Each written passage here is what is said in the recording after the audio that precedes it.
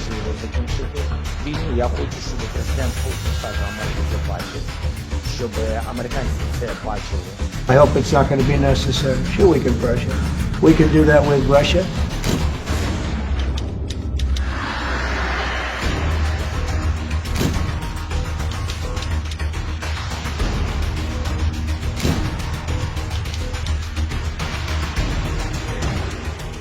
अमेरिकी राष्ट्रपति Donald Trump 3 साल से भी अधिक समय से चल रहे युद्ध को खत्म करना चाहते हैं और उन्होंने यूक्रेनी राष्ट्रपति ज़ेलेंस्की पर बातचीत में शामिल होने का दबाव बनाया है। व्हाइट हाउस में तनावपूर्ण बैठक के दौरान ज़ेलेंस्की और ट्रंप के बीच तीखी बहस के कुछ दिनों बाद अमेरिकी मदद पर रोक लगाई गई। पिछले महीने ओवल ऑफिस में हुए कांड के बाद राष्ट्रपति ट्रंप के रुख में यूक्रेनी राष्ट्रपति ज़ेलेंस्की को लेकर काफी बदलाव आया है। अमेरिका ने यूक्रेन को सैन्य सहायता और खुफिया जानकारी देने को फिर से मंजूरी दे दी है। इतना ही नहीं बल्कि यूक्रेन और रूस के बीच चल रहे युद्ध को खत्म करने के लिए अमेरिका ने एक नया प्रस्ताव रखा है। अमेरिकी राष्ट्रपति डोनाल्ड ट्रंप ने कहा है कि उनके अधिकारी रूस जा रहे हैं, जहां 30 दिन के युद्ध विराम पर चर्चा होगी। इस प्रस्ताव को यूक्रेन का समर्थन भी मिल गया है। यूक्रेन ने अमेरिका के इस युद्ध विराम प्रस्ताव को मील का पत्थर वार्ता कहा है। मंगलवार को सऊदी अरब के जेद्दा में 8 घंटे तक बातचीत चली, जिसके बाद यूक्रेन ने कहा कि वो इस प्रस्ताव का समर्थन करेगा। इसके साथ ही यूक्रेन के राष्ट्रपति ज़ेलेंस्की ने कहा कि यह युद्ध रोकने के लिए पहला सकारात्मक संदेश है। Я налаштований дуже серйозно. Для мене це важливо закінчити війну. Я хочу, щоб президент Сполучених Штатів Америки це бачив, щоб американці це бачили і відчували, і щоб Європа, всі були в Союзі, саме в Союзі з тим, що треба зробити все, щоб примусити Росію до закінчення цієї війни. А ми готові до формату тиші на 30 днів, так, у тому форматі, який нам запропонувала американська сторона. Але все ж таки про гарантії безпеки ми будемо говорити більш детально. Якщо буде тиша на 30 днів, то ці 30 днів виділяються саме для того, щоб покласти на папір. У нас є наші пропозиції, але покласти на папір погоджені кроки з нашими союзниками, погоджені кроки і формати тих чи інших гарантій безпеки, які будуть у Україні після закінчення цієї війни. अमेरिकी विदेश मंत्री मार्को रूबियो ने कहा है कि अब ये प्रस्ताव रूस के सामने रखा जाएगा और फैसला मॉस्को को करना है।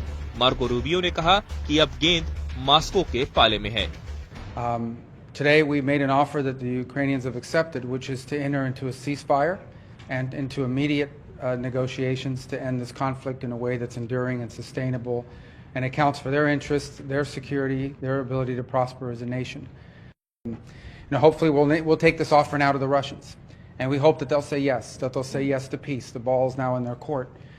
Wants the war to end, and I think today Ukraine has taken a concrete step in that regard. We hope the Russians will reciprocate. अब आपको पहले बताते हैं कि अमेरिका के शांति समझौते के प्रस्ताव में क्या-क्या बातें रखी गई हैं। अमेरिका चाहता है कि रूस और यूक्रेन के बीच 30 दिनों के लिए युद्ध विराम लागू किया जाए। जब सीज फायर की मियाद पूरी हो जाए तो दोनों पक्षों की सहमति से इसे आगे बढ़ाया जाए। इस युद्ध विराम के दौरान मिसाइल, ड्रोन और बम हमले पूरी तरह बंद रहेंगे। युद्ध के दौरान बंदी बनाए गए नागरिकों और सैनिकों की अदला बदली होगी।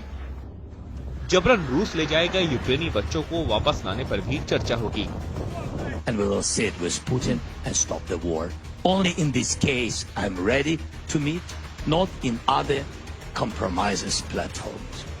लेकिन अमेरिका के इस प्रस्ताव को लेकर राष्ट्रपति ट्रंप के तेवर से दुनिया में हलचल मच गई है।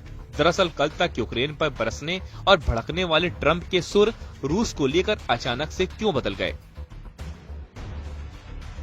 जब ट्रंप से रूस को लेकर सवाल किया गया तो ट्रंप ने कहा कि अगर रूस शांति वार्ता से पीछे हटता है तो अमेरिका उसके खिलाफ बहुत बुरा कर सकता है। Full ceasefire if it kicks in, but we have to see. It's up to Russia now. But we've had a good relationship with both parties, actually.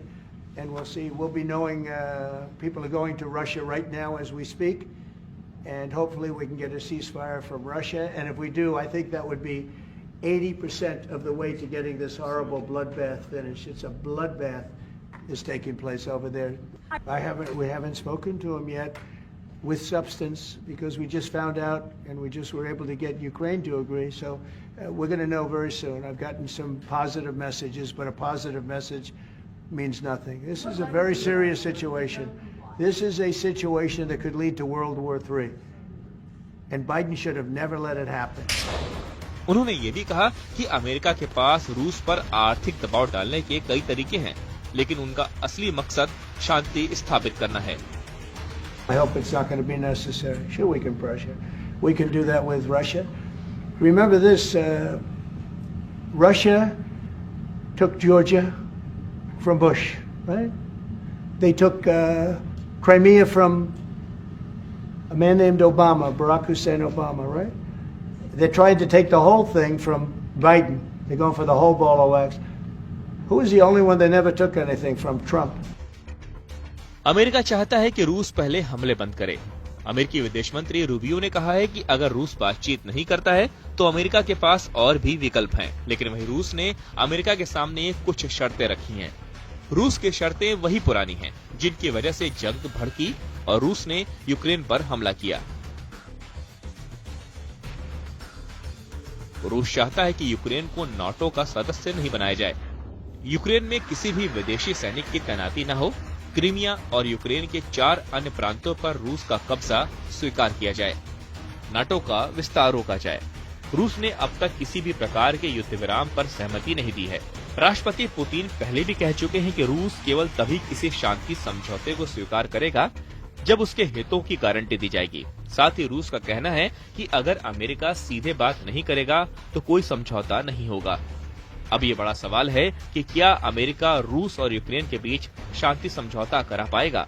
दरअसल रूस का रुख साफ है, उसका मकसद सिर्फ युद्ध रोकना नहीं बल्कि क्षेत्र में अपनी स्थिति मजबूत करना भी है। वहीं अमेरिका के अंदर भी उस मुद्दे पर अलग अलग राय है।